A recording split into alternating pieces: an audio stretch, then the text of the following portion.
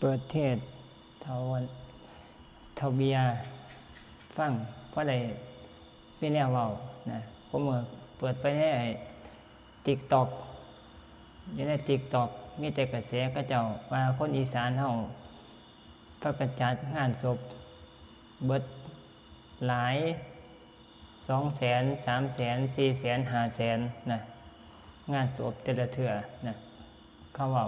นะแต่ว่ากรุงเทพเขาเจ้าจัดบ่ได้ยากคือเฮานะคือภาคอีสานเฮานะฟังผู้ใดเป็นข้อมูลนะผู้ใดเป็นตัวเทียบเคียงนะเทียบเคียงในการได้ศึกษานะใส่เข้ามาศึกษาซะศึกษานะเขาบอกก็เธอก็มีส่วนที่ผิดก็มีนะก็แล้วแต่เฮาที่จะพิจารณาเบิ่งนะส่วนที่ถือก็คือเฮาจัดนี่เบิดหลายอีหลีนะเบิดหลายคันซ้ำน้ำบ้านเฮา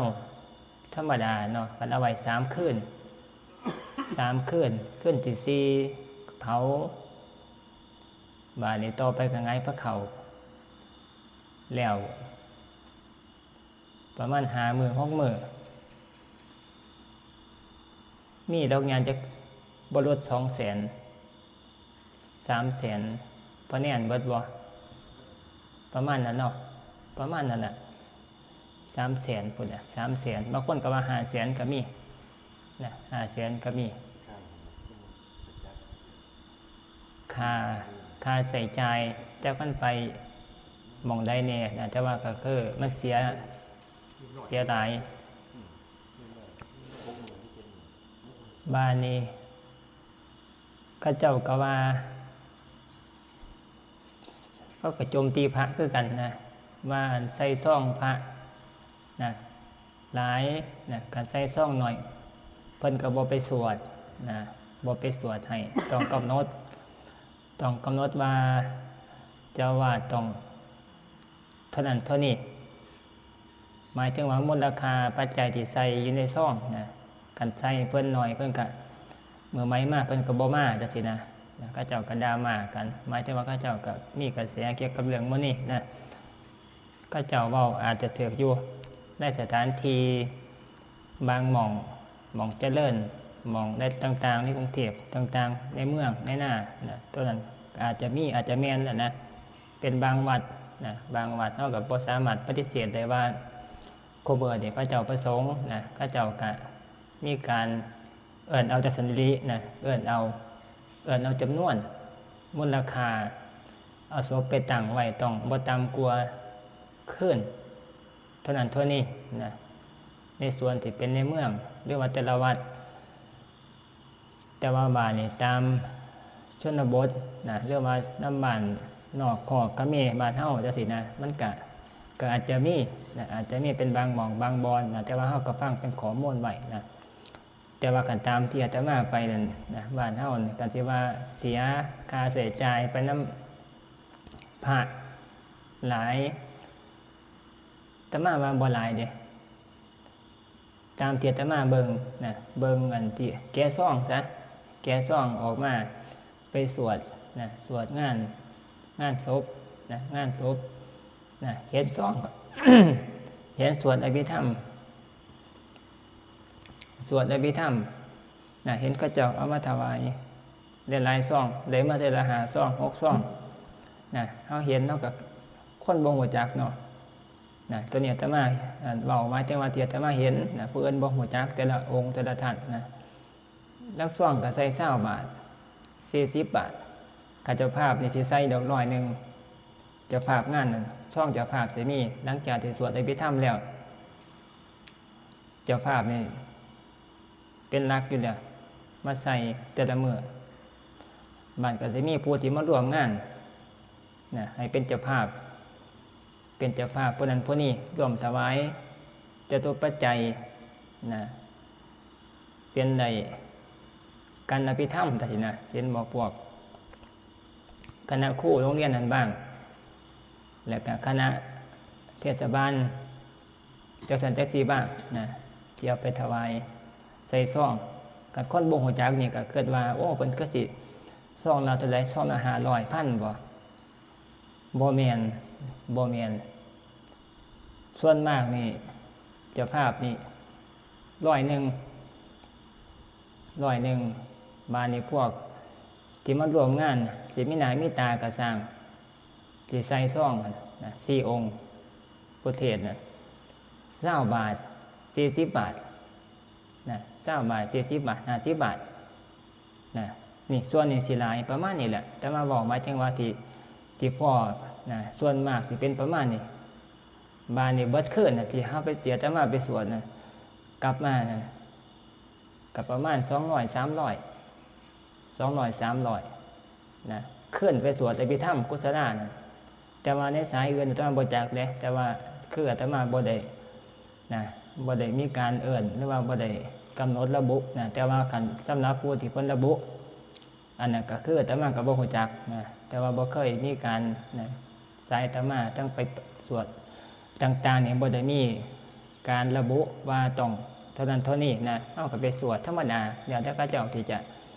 ถวายจตุปัจจัยนะใส่เข้ามาถวายท่านแต่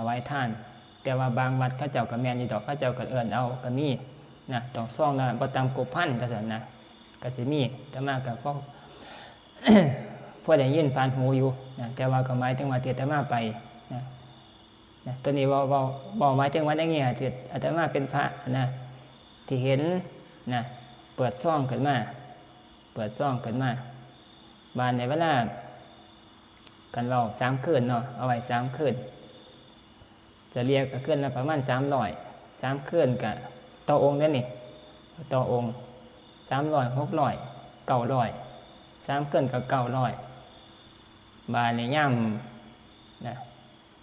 ำไปออกปลาก็500ที่เขาถวายเลี้ยนเสื่อนไปเอียน่ะถวายให้แก่วัดป่าปทุมทิพย์จังซี่นะเพราะเนี่ยให้หมดที่ไปรับนะ500 1,000นะนี่ละอยู่ซ้ำนี่ส่วนมากสิ500นะ500ซ่องอัน500นะบัดมาคิดเบิ่งว่านะที่ว่าเบิดประมาณ300,000 400,000นั่นว่านะมันเบิดเป็นน้ำพระอยู่บ่ความหมายนั่นนะเบิดเป็นน้ำพระอยู่บ่แต่ว่าเขาเจ้าพากันโจมตีแต่พระในส่วนที่ว่าจัดงานศพแล้วไปถวายซ่องพระนะคันบ่ไปถวายเพิ่นเพิ่นสิบ่ไปสวดให้บ่เป็นหน้าที่ของพระจังซี่นะในส่วนแต่มาเว้าในส่วนนี้นะให้ฟังในส่วนนี้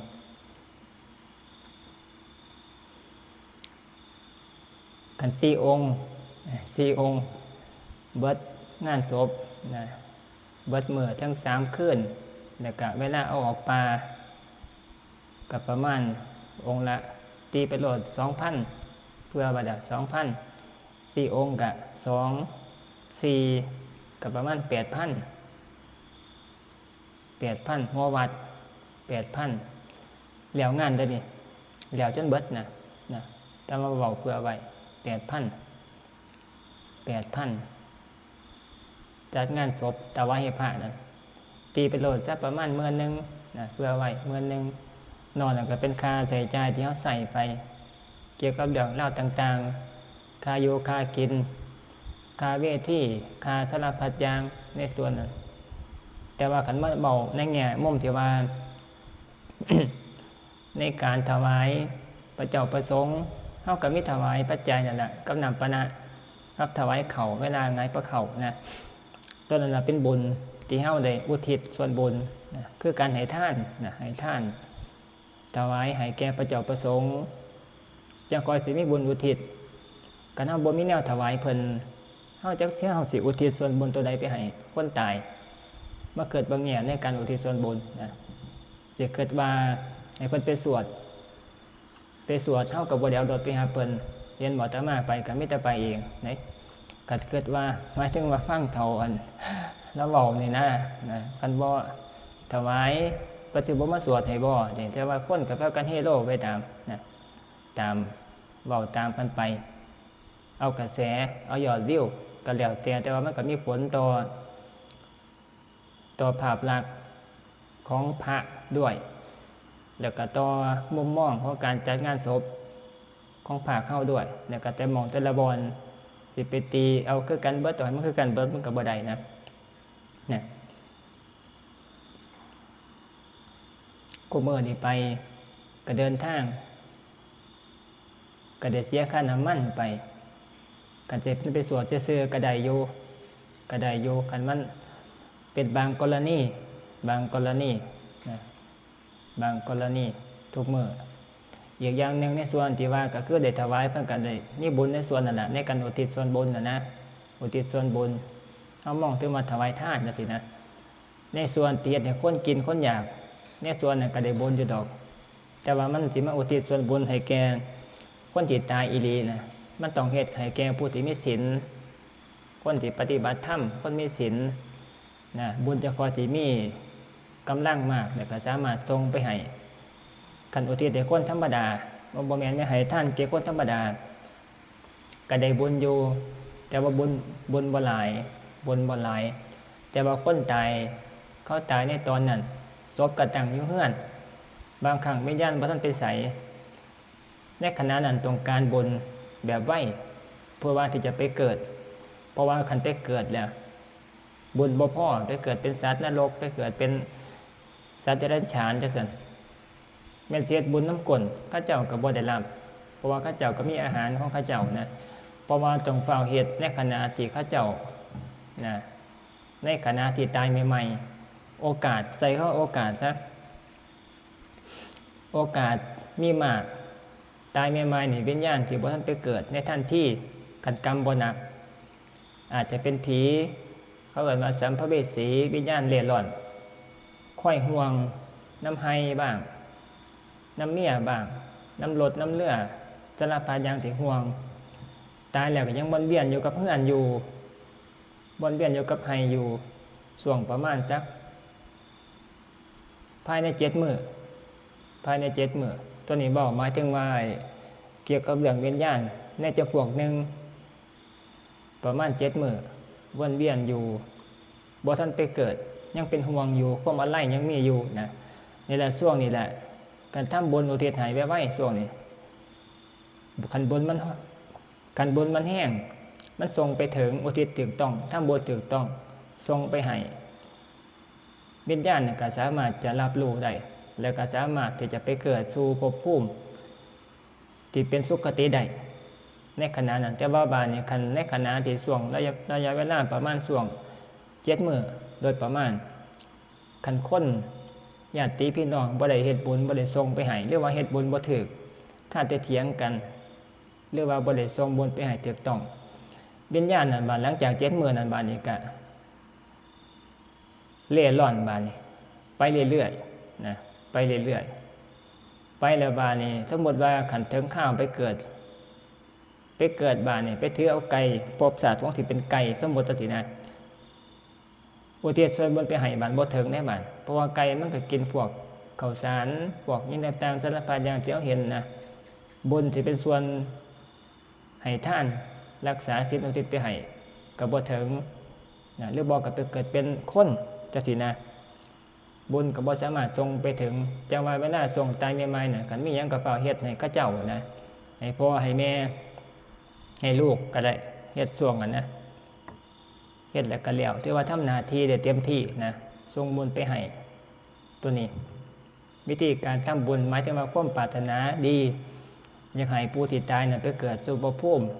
ที่เป็นสุคติในส่วนนั้นแต่ว่าคันผู้ใดคันสร้างบาปสร้างกรรมส่วนดีส่วนบ่ดีหลายกันตายปั๊บเดี๋ยวมันก็ไปสู่กรรมที่เจ้าของเคยสร้างแบบไว้นะเกิดพุทธขึ้นเลยนั่นก็เป็นอีกกรณีหนึ่งบอกหมายถึงว่ากรณีในการตายแล้วไปเกิดเดี๋ยวมันมีหลายกรณีนะแล้วแต่กรรมในส่วนแต่ว่าจะมาบอกหมายถึงว่าในส่วนที่ทำบุญอุทิศไปให้นะเปล่าเฮ็ดให้มันไว้โลดนะบ่ต้องไปเก็บไว้ว่าจะไปทางเงินพร้อมนะเอาไว้3 ปี5 ปีนะในส่วนนั้นแม่นสิไปสร้างมีเงินพร้อมแต่ว่าอุทิศไปให้บาดนี้ผู้ที่ตายไปแล้วนั้นเขาไปเกิดเป็นรับกรรมบุญเฮ็ดให้ก็บ่ถึงบ่ได้รับเพราะว่าความนะโอกาสในการจะไปเกิดภพภูมิอื่นแหละมันมีสูงนะการปล่อยไว้ปีนึง50 วัน 2 ปี3 ปีสินะที่เกิดแต่มาเคยเห็นเนาะก็จะเอาไปดอยไว้เงินบ่ทันมีลูกหลานบ่ทันพร้อมคุยกันบ่ทันตกลงหรือบ่กะลูกคนนั้นบ่ทันมาจังซี่นะก็ไปดอยไว้อีก3 ปีจังว่าสิทำบุญอุทิศหาตอนนี้ก็เอาเผาไปซะก่อนธรรมดาสินะบานไปทา3 ปีบานกดกระดูกขึ้นมาเผาแล้วก็มาเก็บกระดูกแล้วก็มาทำบุญอุทิศหาเนี่ยก็ทำได้จริงอยู่ทำบุญแต่ว่าผู้ที่ตายไปแล้วไปเกิดไปขันไปถือเอาพวกภูมิอื่นล่ะบุญก็บ่สามารถส่งไปถึงแต่ว่าหมายถึงจังซี่นะถึงจังซี่กันหิวเขาก็สิหิวจนท้องขาดแหละหิวจนท้องเกี่ยวแล้วนะบ่เอาไปให้จักเทื่อนะบ่ไปจักเทื่อนะบุญในส่วนนี้บุญหมายถึงว่าบอกบุญคนตายนะบุญคนตายต่อการบุญ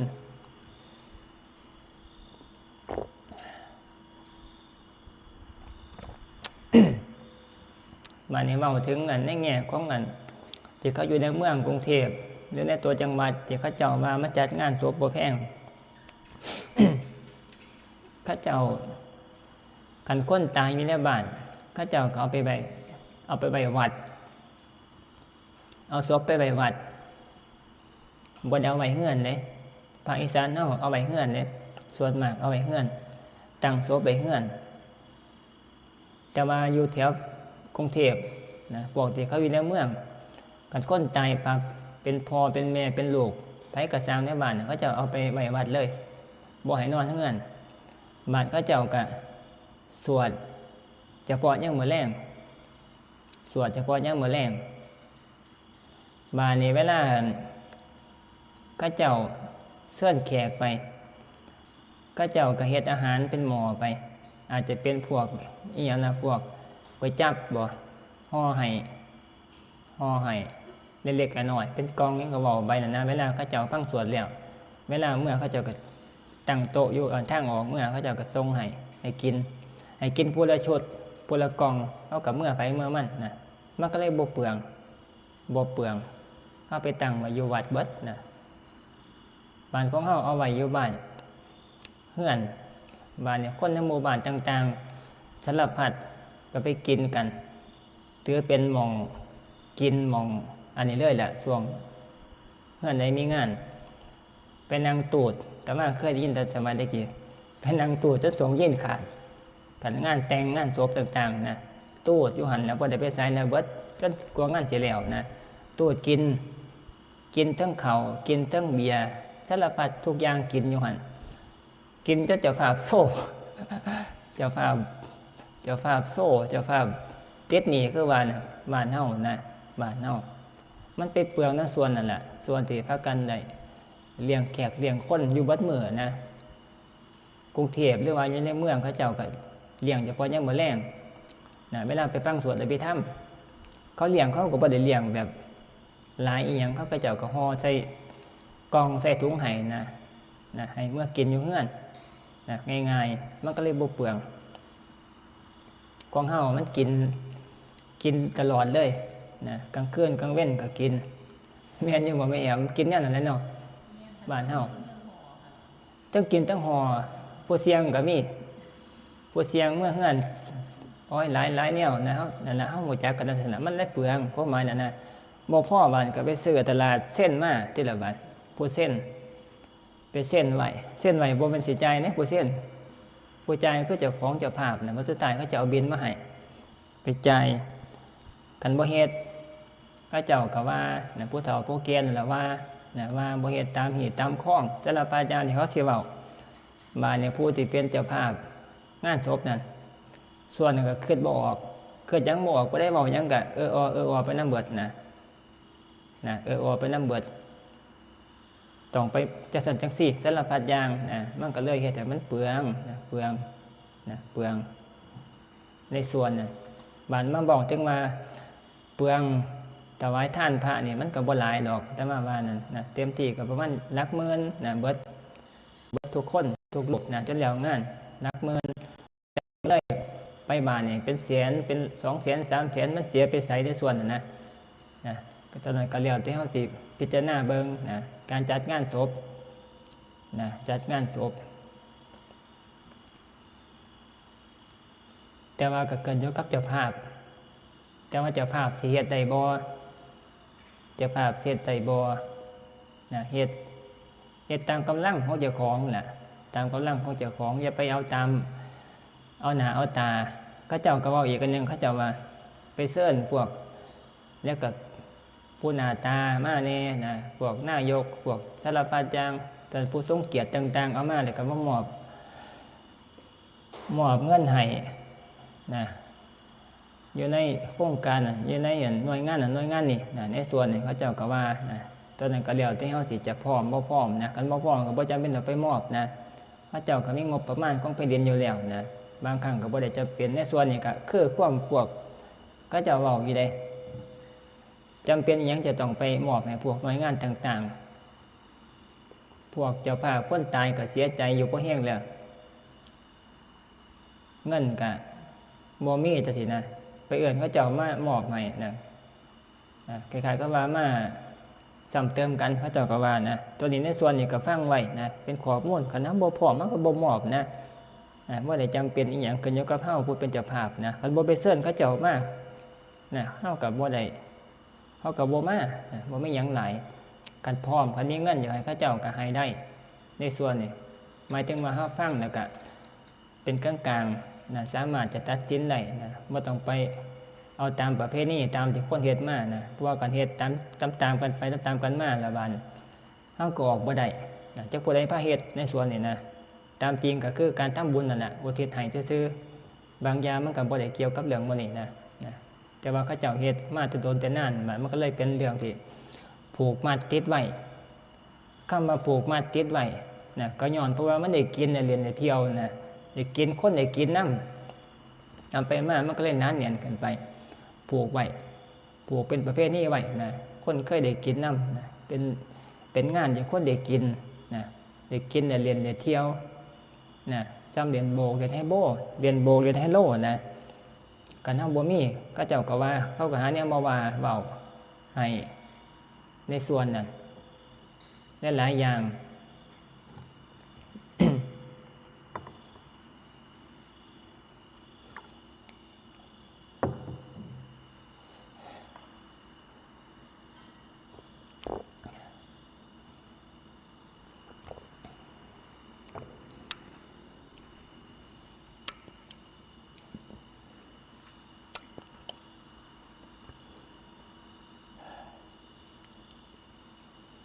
ถ้ามาถาม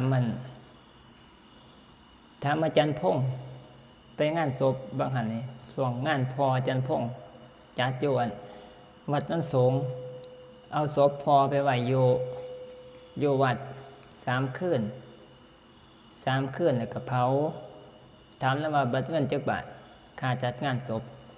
แล้วว่าเบิดอยู่202,000ตัวนี้เอาไปไว้วัดเด้ขนาดเอาไว้วัดแต่ว่ามันก็ตอนนิมนต์พระไปหลายนะนิมนต์พระไปหลายนะแต่ไว้วัดละพันมือเผาบอกเข้ามามือเผานะมือเผาแต่ว่ามือสวดอภิธรรมอาตมาบ่ได้ไปร่วมนะบ่ได้ไปร่วมเขาก็มีการเทศขึ้นแล้วกันสวดกุศลามติกาธรรมดา3 คืนเดี๋ยวแต่มาสิไล่ให้เบิ่งตัวนี้หมายถึงว่าเว้าเรื่องงานศพมื้อนี้นะเอามาเว้าซื่อๆแล้วพอมีแนวเว้านะพอได้เป็นอันนี้นะคันเฮาบ่ได้ผู้ใดบ่อยากจัดงานศพหลายเฮาก็ปรับเปลี่ยนเอาไปแบกเสียหลายไปมากก็เป็นหนี้เป็นสินหลายเวลานี่คนตายเฮ็ดให้คนอยู่นี่เป็นหนี้นะมันก็บ่ถูกคือกันโอ้นี่ได้เห็นล่ะแต่มาถามล่ะค่าล้านประจักษ์นี่30,000 กว่าบ่ได้ใส่เมี่ยมเลยเมี่ยมนี่เอามาแต่วัดคุณเติงเมี่ยมอันไหนเราเฮ็ดแล้วก็เอามาซอยกันเตาเผาบ่ได้เกี่ยวกับล้านประจักษ์แต่ว่าเสียค่าที่เขาเจ้ามาบริการมาจัดใส่ผ้าแล้วก็ใส่พวกพวงเดชให้นะนั่นละเบิดไป30,000 กว่าพิธีกรเนี่ยร้านจัดมาให้พิธีกรร่วมแล้วประมาณ202,000 ขับแล้วว่าทั้งโรงครัวและถวายพระร่วมงานโรงครัวแล้วก็ถวายพระร่วมงาน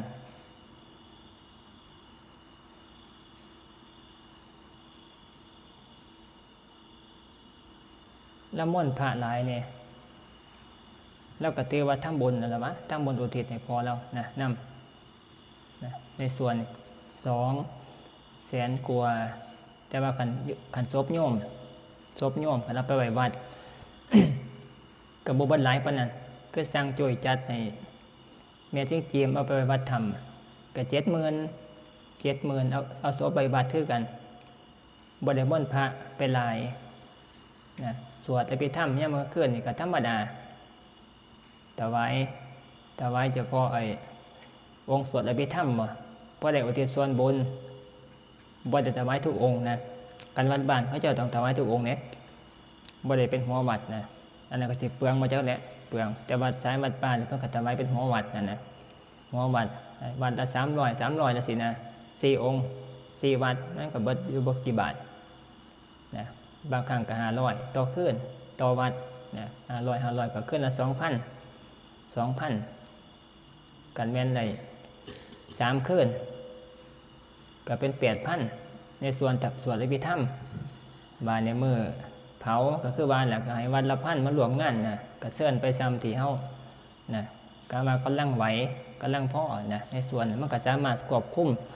รายจ่ายได้นะในส่วนนี้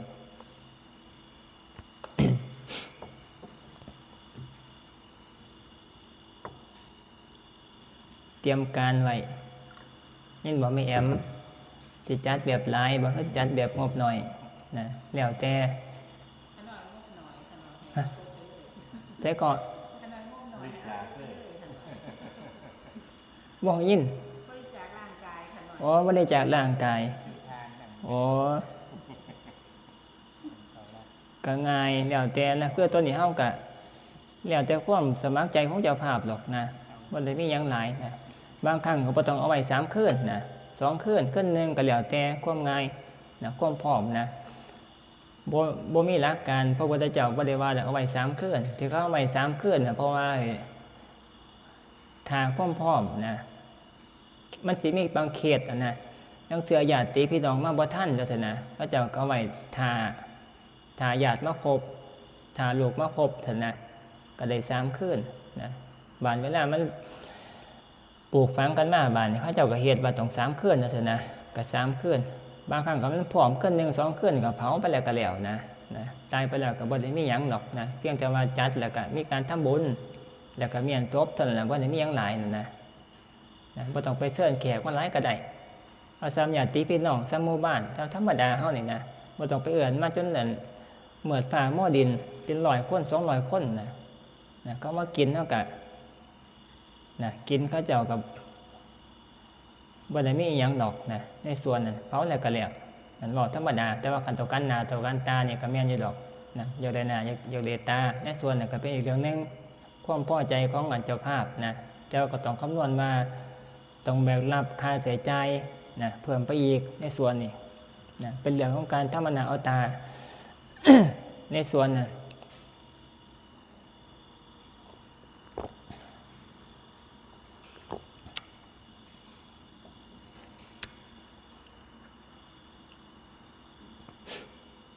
เอาถึงงานศพปีหน้าสิพาพ่อใหญ่บุญมีเฮ็ดเตาเผาศพไว้วัดเอาไว้ผู้ใดสิอาสาสมัครเบิ่งแบบละเอาแบบมาทำไปคุยกับอาจารย์ในอันนั้นแล้วแหละอาจารย์อีหยังชื่อแล้วอาจารย์สมบัติน่ะที่เรามาเฮ็ดเตาให้วัดทำบางหันให้เผาอันนี้นะเผาไอ้น้องตาแองไม่ดีขนาดแบบนั้นเฮ็ดมาหลายสูตรแล้วสูตรของอาจารย์จอยสูตรของต่างๆที่เผาครูบาอาจารย์เทระนี่นะใส่ประโพงมาเถื่อนึงนะของคนอ๋องเนี่ยหลายสูตรแล้วรุ่นนี้สูตรที่เผาดีกว่าหมู่นะสูตรที่ของน้องตาแองนี่นะของน้องตาแองเผาดีบ่ต้องใส่พัดลมเป่าบ่ต้องใส่อีหยังเลยนะเฮ็ดทอเฮ็ดต่างๆเฮ็ดของฮู้มันดอกมันได้นะได้ถูกสูตรมันนี่นะมันก็เผาใส่ถ่านเบิด3 สอบกลัวๆ3 สอบกลัว เขาทาไหมท่าสีไปท่าสีทองงามดีขนาดท่าสีทองใส่อิฐประสานเลี่ยงกันเก่าอิฐประสานแบบนะแบบอาจจะมาเอาห้องอันนี้นะห้องไอ้กองด้วยกันนะห้องใหม่นะ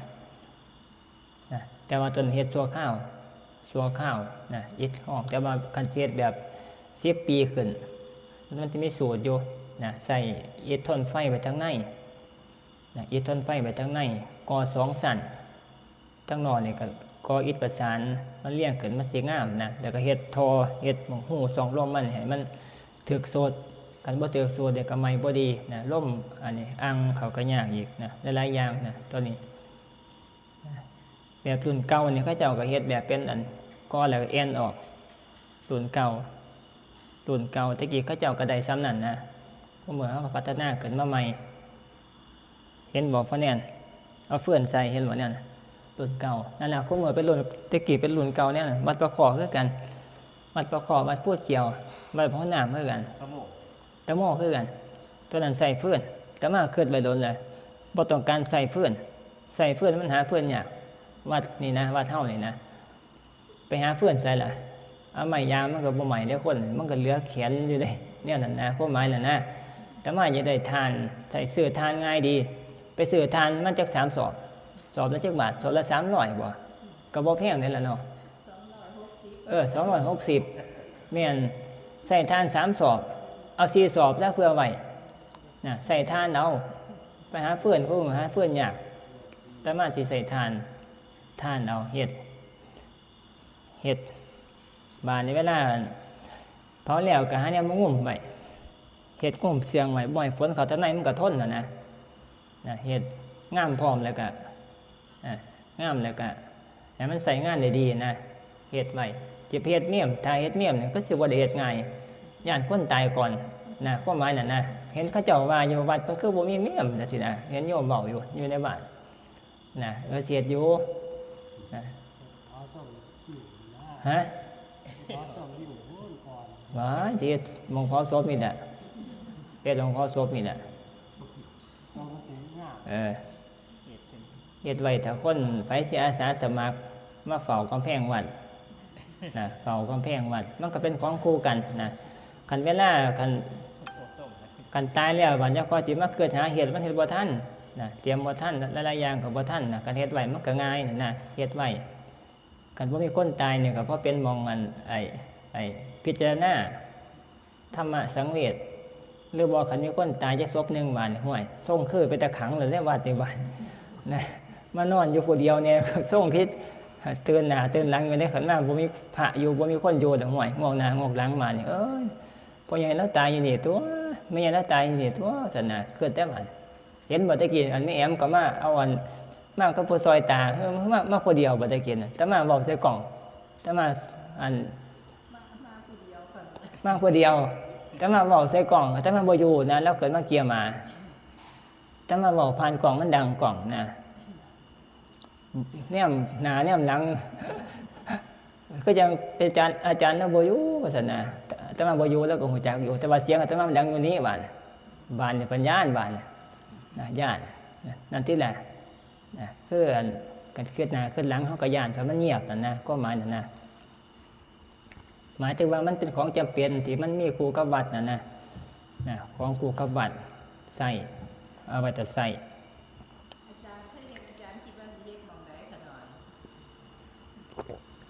จักเบิ่งก่อนหม่องไหนก็ได้หม่องไหนเป็นจะเฮ็ดมี2หม่องจังว่าสิเฮ็ดสิหันหรือบ่ก็บ่หันเบิ่งก่อนนั่นน่ะหม่องรอกำแพงแต่แถวหม่องพญาหลายอยู่นั่นแหละหรือบ่ก็อยู่มุมสวดของทางหุ่นสังปะปาบ่ทั้งฟังตะหุ่นนะ2หม่องนี่แหละที่มันคือนะที่มันเหมาะเฮ็ดไว้เวลานี่นะผู้ใดสิอยู่อาสาสมัครอยู่นะเป็นคนแรกนะในวัดป่าปฐมทิพย์นี่นะโอ้ถือว่าเป็นผู้บุกเบิกได้นี่บุกเบิกอยู่จัดงานปีแม่นเวลาจัดงานก็จัดอยู่ศาลานะเอาศพมาตั้งจังซั่นอยู่ข้างกันน่ะอ่านไว้ได้เอาไว้หันข้างเสานั่นละอยู่เนาะนาฬิกาน่ะนะเขามีคนตายนะเอาศพตั้งไว้หันเอาอัน เอาโรงเย็นมาโรงเย็นมื้อดอกยืมน้ำมาจันเวยมาวัดธรรมก็มีโรงเย็นน่ะมื้อนะพระเจ้าถวายยืมโรงเย็นมา จำเป็นเด็กๆครับเพราะว่าวัดปาตาโมเนี่ยพวกเลยผมซื้อมาถวายบ้านโมมีคนใส่โล่งเย็นเป็นโล่งแอร์ไม่โล่งเย็นเป็นโล่งแอร์แบบขอบนะครับขาขึ้นแบบเป็นนี่แอลนะครับ โอ้ภาษาศัพท์ใส่คือกันบ่โรงเย็นเนี่ยหมายถึงว่าเอาศพใส่ทั้งในมันจะก่อนสิอยู่ได้เพราะ3 มื้อน่ะนะ แน่นครับ ประมาณนั้นนะ แอร์นี่ก็อยู่ได้เลยครับ โอ้แอร์ แอร์คือมันหีบมันนี่มันจะมีทอขึ้นมาพ่นนะครับความเย็นมัน อุตมาบอกว่าจากคันมันใส่งานได้อันเดียวกันก็ได้เบิดนั่นล่ะดีเบิดนั่นน่ะ เพราะว่าถ้ามันโล่งแอร์ต้องสั่งผมไปสั่งอยู่อ่ะมองรักที่พกที่กี่สั่งมาเทอละ2 โลละ2,500ครับ อืม บาทนี้พี่น้องผู้ใดผู้มีอีกเอาไปก็เอาน้ำเขา3,500นี่ครับค่าทำลูกวัด1,000เลยนะครับผมแล้วมีหมูนหมอเอาไปพอใหญ่หน่อยโลกนึงหลายอยู่ครับ4-5 โลเลยที่ว่าใส่นะครับ โอ้ หลังจากหันมามันก็ยาก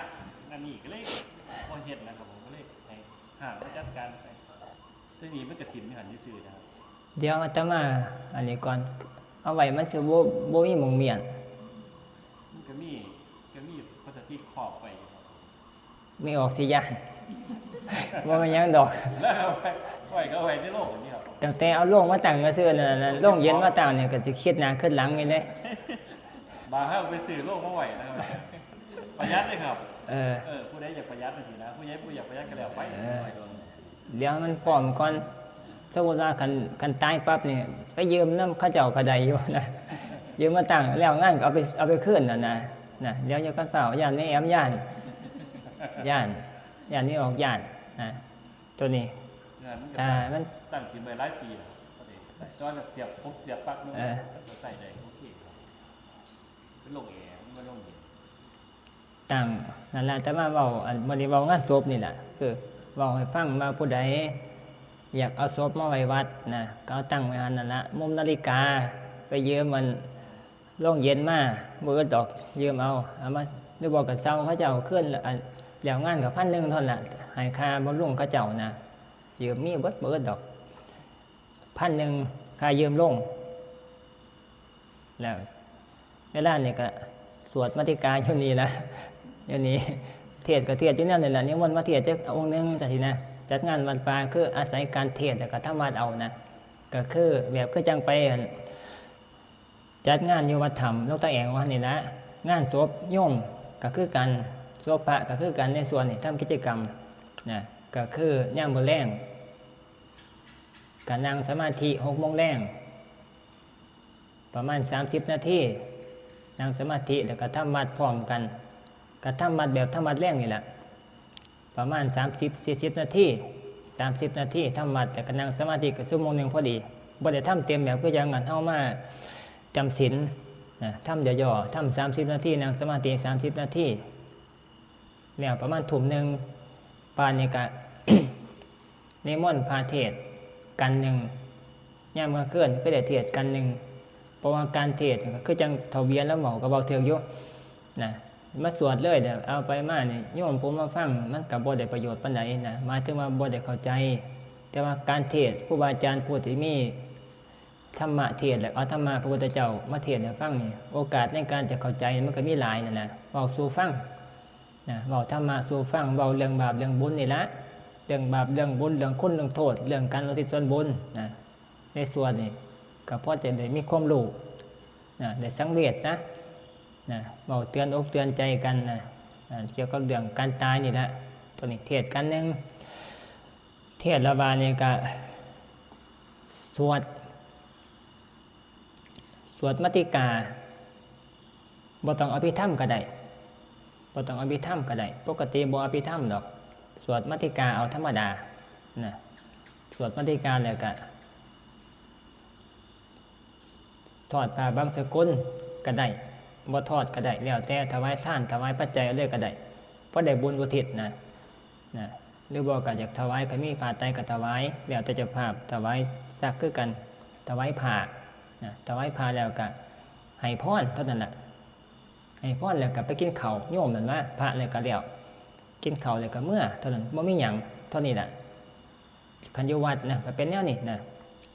พวกเราก็บ่มีดอกอยู่วัดเพราะว่าวัดก็สถานที่ที่เขาบ่ให้กินเหล้าอยู่แล้วนะไปมากินนี่ก็ถือว่าถือให้นะผิดกฎหมายพร้อมพวกการพนันก็บ่มีอยู่แล้วให้โลเขาเจ้าก็บ่กล้าเข้ามาดอกวัดนะเพราะว่าวัดป่าได้ล่ะนะเพิ่นบ่ให้เข้ามาเรียนในส่วนนี้นะมันก็ปลอดนะปลอดเกี่ยวกับเรื่องการพนันปลอดเกี่ยวกับเรื่องเหล้า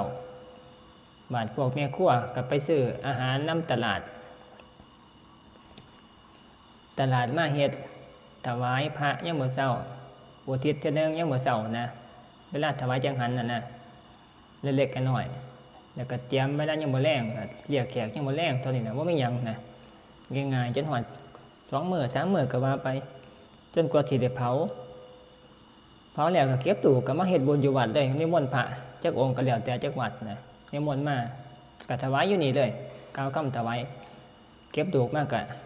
จะสิอยู่หน้าอาสงเลยนะก็แล้วเท่านั้นนะบ่ได้มีหยังนะคันผู้ใดมักเสียหลายก็ไปนิมนต์มาหลายวัดจังซี่นะประมาณนะคันบ่ได้มีหยังก็เอาจัก4 วัด5 วัดก็แล้วแต่นะซ้ำกำลังของเฮานะ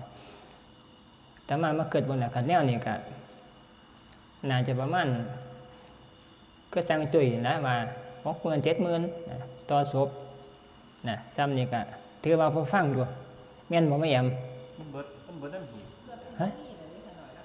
ฮะ หาอย่างที่หีบเป็น30,000ครับอาจารย์ขนาดพอจะเกิน โอ้ มีแต่หีบไปซื้อก็เป็นดอกไม้นาทุกกับ30,000 40,000นะครับอาจารย์ ตอนนั้นจ้างเขาจะเอามาจัดน้ำเนาะ แม่นครับ จ้างเขามาจัด แม่นของเขาเบิดเหรอครับ ก็แล้วแต่กันเฮาอันนี้กันเฮาบ่อยากกันเฮาก็ให้อันแม่น้อยมาจัดเอิ้นแม่ตาลให้มาจัดเอาธรรมดานี่ล่ะบ่ได้ไปเอาอันพิสดารเฮาก็ไปซื้อเอาดอกไม้จันทร์เขาเจ้าก็ได้ มันมักง่ายนะครับ แม่นเอาธรรมดานะธรรมดา ถ้าแม่นเขามีหีบเองยังเองนี่ เออ เบิดทั้งหีบทั้งดอกไม้เบิด10,000เดียวเนี่ย7-8,000 10,000 ตัวนั้นคือเฮาเฮ็ดเองนะเฮ็ดเองธรรมดาจังว่าเฮาก็พากันแนมไว้แต่ละเวลาให้เป็นความรู้นะหมายถึงว่าการจัดงานศพนะเฮาก็เบิ่งว่าเขาเจ้าเฮ็ดสั่นจังได๋หั่นประดับนะเฮาก็เฮ็ดเท่านั้นบ่ได้ยากอีหยังนะซอยประหยัดนะหมายถึงว่าซอยประหยัดคนในหมู่บ้านเฮาจังซี่นะเวลาเฮาก็เฮ็ดเป็นจังซี่นะเฮาก็บ่ต้องไปจ้างเขาเจ้าก็เอาแพงนะเอาแพงนะในส่วนนั้นก็ประหยัดถือว่าเป็นผลงานแล้วก็ถือว่าเป็นการสร้างบุญแนวนึงนะเฮ็ดเป็นกันคนเฮ็ดงานเป็นมันมีคุณค่าแท้เด้เฮ็ดงานเป็นนะเบิ่งตัวนี้ ก็เป็นแสนเนี่ยคุณผู้ชมไม้เบิด130,000หีบกับมีด หีบ ตอนมองแล้วตายคนมากนี่นะก็คือแต่มาว่านี่นะก็คืออันนี้ก็ไปยืมมารถไปแก่มากก็เสียค่าลงให้เพิ่นจัก1,000เท่านี้นะมันก็บ่ได้แพงคันไปเอานำประจักษ์มากก็แพงคือว่านั่นแหละนะมันแพงนี่หมายถึงว่าผู้อยากจัดบ่เปลืองนะบ่เปลืองคันเอาไปเฮือนมันก็เปลืองนะเปลืองคือเขาเจ้าว่านั่นแหละก็แล้วแต่เจ้าภาพนะแต่ว่ากันต้องเบิ่งว่าเวลากันแล้วงานจบเป็นเฮาเป็นหนี้บ่นะอย่าจัดให้มันเป็นหนี้คันเป็นหนี้แล้วมันก็คือเขาเจ้าว่าเนี่ยคนตายนี่เฮ็ดให้คนเป็นลำบากนะตายไปแล้วยังยากอยู่นะยากจัดจำพอดีนะอย่าแบกเกินตัวเจ้าของนะไปเอื้อนเขามากินซื่อๆนักเสียก็ดีซื้อเหล้าซื้อเบียร์มันแพงนะบ่มีหยังดอกเหล้าเบียร์เนี่ยแพงซะเด้เขาเจ้ากินเหล้ากินเบียร์เขาเจ้าก็เว้าสารพัดอย่างก็แล้วแต่มีเงินมามีเงิน ฉันรู้นี่เขาบอกว่าเป็นจอก เขาเจ้าเว้ากินนะ เป็นจอก เขาเจ้าเว้ากินเว้าอันนี้เว้าว่าให้เฮาได้ยอมซื้อนั่นนะก็เจ้าภาพ บอกกระบอกมันสื่อมากแต่ว่างานพ่องานแม่ผมอยู่บ้านจัดอยู่บ้านอยู่แต่ว่าบ่ได้มีเหล้ามีเบียร์ กัน ต้องบอกว่ามีเหล้ามีเบียร์ กันเฮ็ดได้ มันแบบป่าบ่มีเหล้ามีเบียร์ กันเฮ็ดได้ก็ดีเฮ็ดได้เนี่ยมันก็ดีนะเฮ็ดไว้ บ่มีเว เพราะว่าพวกเขาเจ้ากินเหล้าต่างๆเขาเจ้าเล่นกันพนันน่ะตอนนั้นเขาบ่ได้บุญทรงไปให้คนตายเลยเด้นะมีแต่เฮ็ดเป็นบาปเป็นกรรมนะแต่ว่าคันเฮาคิดว่าสิจะทำบุญอุทิศให้เฮาก็ต้องปลอดในส่วนนั้นนะแต่ว่าอย่าไปฆ่าว่าคนสิว่าคนสินั่นนะให้คิดว่าเป็นโลกธรรมทั้ง8นะมีสรรเสริญกับมีนินทาธรรมดานะเฮาก็ ถ้าบ่มีการมานั่นว่าโอ้ยคือมีดแท้ มีดแท้ มีด งานยังบ่มีคนมาอยู่นำเป็นหมู่ศพอย่างนี้จังซี่นะครับต้องมีงานต้องมีพวกการพนันมาเป็นหมู่อย่างนี้ สิไปเบิ่งอีหยังก็ศพมันก็ต่างอยู่เขาเจ้าก็ตายอยู่แล้วนะเฮาก็อยู่ธรรมดาบ่มีหยังนะสมัยแต่เก่าเขาเจ้าย่านแต่เก่าเขาเจ้าย่านรุ่นเก่าบ่มีไฟฟ้านะรุ่นเก่าไฟฟ้าบ่มีบ้านพวกเจ้าภาพคนบ่อันนี้เขาเจ้าก็ย่าน ก็เลยหาแนวมาให้อยู่เป็นหมู่กันพอมื้อเฮาบ่ได้ย่านเฮาก็บ่ต้องไปอีหยังต่างๆนะต่างๆในสวนน่ะ จะไม่กี่อย่างดี เออ ก็อย่าง แต่กี้มันบ่มีไฟฟ้าเนาะเขาเจ้าก็หาวิธีเอิ้นคนมาอยู่เป็นหมู่นะคือมีแอมนั่นล่ะแต่กี้คันไฟฟ้าบ่มีบ้านแนวนี่ไปอยู่โอ้ยเสียวเลยสินะย่านกูมื้อก็เปลี่ยนใหม่แล้วเว้ยเปลี่ยนใหม่นะบ่ต้องไปย่านติล่ะบ่ไปย่าน ของแน่ยังแน่ บ่ได้มีหยังแต่ว่าคันเฮาเอามาเฮ็ดอยู่วัดมันก็ง่ายนะเขาเจ้าก็เก่งวัดอยู่แล้วนะแต่ละหม่องแต่ละบ่อนนะเก่งวัดกันวัดพาเฮ็ดนะในส่วนนี้นะก็ง่ายกับอันหนึงคันผู้ใดตายมาเผาอยู่วัดเนี่ยคือบ่ให้มีอันนั้นนะบ่ให้มีไอ้อิหยังล่ะธาตุบ่ให้มีธาตุให้เฮ็ดเฮือนน้อยใส่กำแพงเอาไปแปะอยู่กำแพงเอานะอยากไป ประมาณนั้นล่ะเฮ็ดอยู่กำแพงมันค่อยบ่เปลืองพื้นที่นะเป็น2ใบ2มันน่ะนะมาก็ไปอันสร้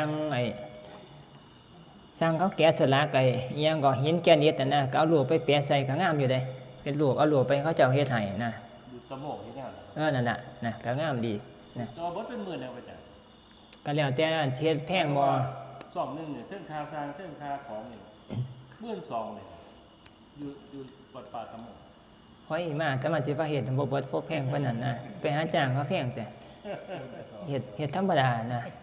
เฮ็ดธรรมดา เขาอยากสร้างวัดสร้างหยัง เออเอา ให้เพื่อนแพงต่อไปจนปึ๊ดวัดนะ โอ้เฮ็ดกำแพงต่อ ครับผม โอ้ เนี่ยก็วัดไปนะครับตายผู้หนึงกับ2นึงตายผู้หนึงกับ2นึง โอ้แนวนั้นก็ดีแนวนั้นถือมาเป็นการซื้อมองอยู่ของผีน่ะได้บุญพร้อมแล้วก็ตอนนั้นได้บุญพร้อมแล้วก็คือเอากระดูกใส่เป็นเจ้าของที่นะซ้ำไปสร้างแท่นเงินวัดซะนะซ้ำไปบูชาเอาแต่มาอยู่บ่ซ้ำก็เฮ็ดคือกันนั่นล่ะแต่มาก็ให้บูชา6,000 5,000กำแพง2นึงอาตมาสร้างให้ก่อน โอ้ อาตมาสร้างเห็นบ่อาตมาสร้างให้เบิดแล้วจนออกสร้างให้ก่อนลงทุนเอาเงินวัดให้ลงทุนผู้ใดตายบัดก็คือมาเอามาบูชาเอาแล้วก็ไปเข้าเลยกำแพงน่ะอาตมาให้เลย2นึงนะ อันนี้บ่ได้สร้างให้ก่อนแล้วครับมีแต่ผู้ตายมาสร้างไว้อยู่ เพราะอาตมาคือเฮ็ดให้ก่อนอันนึงมันก็ดีอย่างนึงก็คือว่ามันเป็นแบบระเบียบแล้วก็งามเป็นฝีมือสร้างอันเดียวกันวัดวิทุน บ้านนี้กันสร้างอันเฮ็ดผู้ละ แต่ครับ บ้านนี้บ่คือกันเด้อบ้านนี้ โอเคครับ บ่คือกันนะมันบ่งามนะแต่มาอยู่บ้านซ้ำต้องเฮ็ดให้ก่อนเลยเบิดเลยกึบเลยเบิดหลายแสนอยู่เด้เฮ็ดกำแพงออกมาแต่มาไปเฮ็ดกำแพงเลยเพราะว่าหนึงก็คือว่าต้องการจะปิดบังบ่ให้มันไอ้แนมซอดมันอยู่ไกลทางนะวัดจังหั่นแต่มาก็ลงทุนเฮ็ดกำแพงเลยเฮ็ดกำแพงออกเวลาคนตายมากก็มาเข้าโลดนะให้บูชาซองละ 5,000 ตะกี้ 5,000 กูมือบ่ได้ได้5,000บ่ได้ทุนแต่มาเว้า5,000ตะกี้ก็อันขาดทุนอยู่เด้เพราะว่าค่าอิฐค่าเหล็กค่าสร้างน่ะ5,000บ่ได้ได้2นึง2นึงมันก็3เมตรพุ่นเด้ความยาวมันสูงก็ประมาณ2เมตร2เมตร10 2เมตร10 2เมตร20นะ ไม้ที่เฮ็ดคือสองมือจริงแต่ว่าเฮ็ดผู้สร้างคือมันแดงครับหลายคนนี่มีต่อลงมาในนี้เบิดทีเดียวนี่ นี่บางที่ใครกันนี่2ละหมื่นแต่ว่าทั้งลุมให้เป็น2ไว้ เออ 8คน หลายคนนี่ อ 8คนนี่มันเขาขวดนะ ไอ้ซุ่มเพิ่น อ๋อ ทั้งรวมนี่เป็นช่องเป็นกระแพงนะครับแต่ว่าทั้งรวมเขาจะเป็นช่องเป็นจังไว้ อืม แพงชุดเลยนะครับ2 เมตรนี่เด็ด8 คนนะครับ มันก็หลายคน เนี่ยนะมันได้หลายคนดีแหล้วดี มือหนึงนี่เป็น8 คนครับหมายความว่า โอ้ พอแม่ไผตายที่เขาอยู่ในซุ่มเขากันนะ มาอยู่น้ำกันเลย เท่ากันเลยครับ โอ้ดีดีนะมันจะคนบ่เปลืองพื้นที่ วัดนี่สร้างให้บูชา2,000,000นะครับ อืม ก็หันทั้งรวมนี่8 ช่อง ตระกูลของเจ้าของเลย แม่เลยครับ อ๋อ แล้วสงกรารผมก็ต้องไปใหญ่หุ่นใหญ่ด้วยพี่ อืม ย่อจุหม่องเดียวเลยนะ เนี่ยนั่นก็ดีมันจะคอยบ่หมายถึงว่ามันจะคอยบ่ได้เสียเงินหลายหนึง แม่นครับ แต่ก็จะอยู่น้ำกันครอบครัวเจ้าของเวลาไป อันนี้วัดสร้างให้ก้อนเลยนะครับที่กันเข้าใจ ว่าต้นตระกูลไปตระกูลมันเลย นี่เนี่ยจะมาสั่งให้หลายๆอันอยู่เลยหลายซองอยู่ได้เลยเรียนตระกูลไผตระกูลมันเลยเด้อ ถ้า2,000,000ไปเลยครับ เรียนบูชาบันคืออันเวลาก็คืออยู่นํกันนะเตรียมพร้อมมาโหลดนะซองหนึ่ง3 เมตรพุ่นแล้วนั่นหลายๆคนอยู่ได้ แม่นครับเป็นช่อง นั่นแหละเรียนเพื่อเฮ็ดให้พื้นที่วัดมันบ่คับแคบนะการเอาถาดบักใหญ่นึงไปตั้งบ้านผู้หนึงตายผู้สองตายเอาไปมันวัดมันพื้นที่มันแคบมันใช้ประโยชน์บ่ได้บ้านนี่เวลาสิไปมั่างออกบ้านเขาเจ้าบ่ให้มั่างเด้พ่อแม่เขาเจ้าบ้านนะ มันเลื่อนผมยืนบนทั้งหลังเลยผมไปใกล้จานเลย เออ สุดเลยครับนี่จังใหญ่ๆนะครับ อันที่ล่ะบ้านนี้ เช็ดแข่งกันพร้อมทหาร คันบ้านใหญ่ๆบ้านมันตายดุ ครับ บ้านมันข้าวเดียวมันขึ้นเต็ม แม่น บ้านสิไปมั่างยังต่างบ่ได้ได้บ้านนี่มันมีปัญหากับชาวบ้านนั่นได้บ้านนะมันต้องวางแผนแต่ที่แรกนะให้มันอยู่ตามจริงเนาะตายไปแล้วเขาเจ้าบ่ได้อยู่ดอกเขาจะไปเกิดไผเกิดมันน่ะนะความหมายก็เพียงแต่ว่าเฮาก็เฮ็ดซองไว้เพราะได้ฮู้จักว่าพ่อแม่เฮาอยู่หั่นแล้วก็มีรูปอยู่น่ะเวลาก็ไปไหว้จุดธูปจุดเทียนไหว้จักหน่อยก็มาทำบุญอุทิศอยู่หน้าสงฆ์เท่านั้นนะบ่ได้มีหยังนะเขาเจ้าบ่ได้ไปอยู่หั่นเลยเขาเจ้าไปแล้ว เป็นซุ่มอยู่นี่ครับ อันนั้นหมอตัวนี้เว้าให้ฟังนะคร่าวๆนั่นเป็นในส่วนนี่แหล้วบ่มีหยังจำนี่แหละมื้อนี้พอละ